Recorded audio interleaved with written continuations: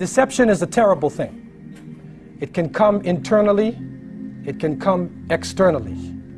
It comes through the mass media, it comes through the mouth of people, and sometimes even within the mind of the individual, there can be forms of deception.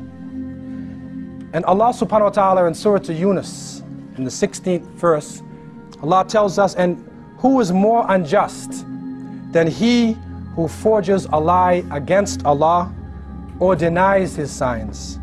Surely the criminals, the wrongdoers, will never be successful. This is a very strong verse.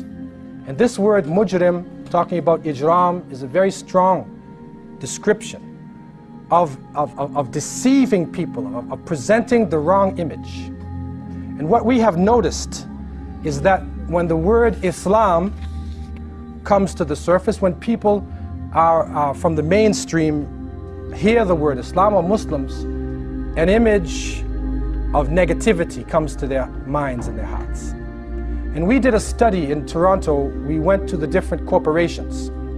It was an anti-racist study. And this is where we were testing the psychology of people in relationship to different ethnic groups. And so there was a person who was a native, and there was a working woman, and there was a person of African descent, and I was the Muslim in this psychological test. And so they asked the people, look at the picture. And for instance, the picture would show them ice, and they answer cold. They see sugar, and they answer sweet. And then they saw Muslim or Islam. And every single person in the corporation answered violence. Some of them said holy violence. They said holy violence.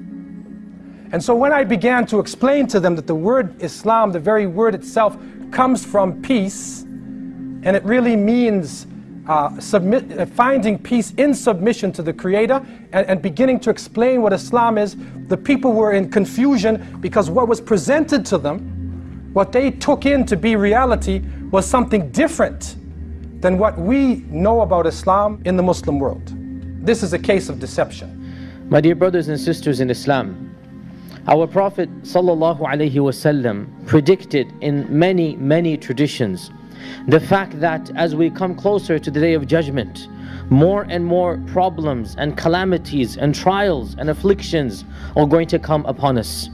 In one beautiful hadith in Sahih Muslim, our Prophet ﷺ said that each and every prophet warned his ummah about the problems that they would face.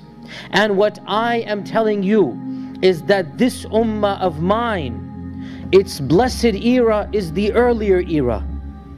And as for the later eras, that's basically us. As for the later times, فَسَيُصِيبُ آخِرُهَا بَلَاءٌ وَأُمُورٌ تُنْكِرُونَهَا. The later times are going to be afflicted with trials and calamities that you will find difficult to bear. And our Prophet ﷺ said in this hadith, every time one trial comes, it will make the one before it look trivial. كُلَّمَا تَجِيءُ فِتْنَةٌ يُرَقِّقُ بَعْضُهَا بَعْضًا. Each one will make the one before it seem to be trivial. And brothers and sisters, wallahi, when you look at the events and occurrences in the last decade and a half, it appears that, wallahu musta'an, we are seeing this hadith enacted before our very eyes. Every time we thought that nothing worse can happen, another calamity, another tragedy, the rise of Islamophobia.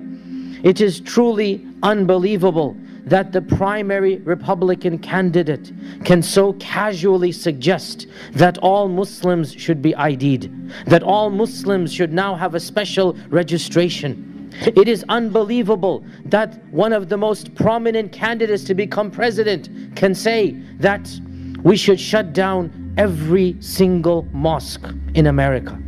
Brothers and sisters, I cannot stress enough how dangerous such rhetoric is. Why? Because no law can be passed without the population somehow wanting that law to be passed. And in order for the population to want that law to be passed, it must begin by stigmatization, to simply suggest something that might be preposterous, and then it is considered to be too preposterous for now. Then it will be brought up again, then once again, and then the next thing you know, that law will become a reality. And if we, each and every one of us, the Muslim American community and our allies who want to help us in our protection of our First Amendment values, if we do not start acting now, if we take a lazy attitude, if we consider this to be mere talk, then I worry about the next few years. The presidential candidate explicitly said, we all know that mosques are centers of radicalization. What a blatant lie. Wallahi, this is such a bold-faced lie. We all know, the people who frequent the mosques, we all know that mosques are not at all the hotbeds of radicalization. We all know that mosques are places of worship, of community, of children playing, of iftar parties. This is what the masjid is for.